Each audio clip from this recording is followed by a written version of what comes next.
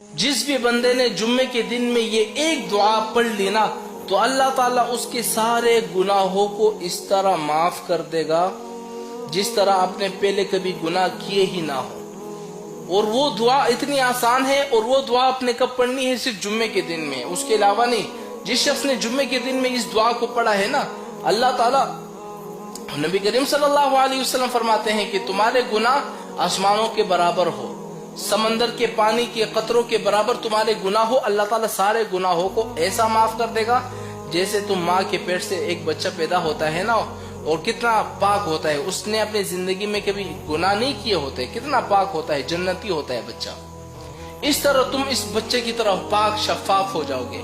اب وہ دعا کون سی ہے؟ میں آپ لوگوں سے کہتا ہوں کہ خدا کے واسطے اس دعا کا اہتمام کیا کرو، اپنے والدین کو، اپنے رشتہ داروں کو، اپنے دوست تک ان دعا کو پہنچاؤ، اور اگر آپ کی وجہ سے کس نے اس دعا کو پڑھ لی نا تو آپ کو بھی اس کے برابر ثواب ملے گا۔ اب وہ دعا کون سی ہے ذرا نوٹ کر لیں، یاد رکھیں۔ اگر آپ نے اس دعا کو سن لیا نا اور اپنے دوستوں کو نہیں بتایا، یاد رکھیں یہ ایک قرض ہوگا آپ پر، ایک گناہ ہوگا، یعنی آپ نے ایک اچھی بات سن لی اور اپنے دوستوں تک آپ نے نہیں پہنچائی۔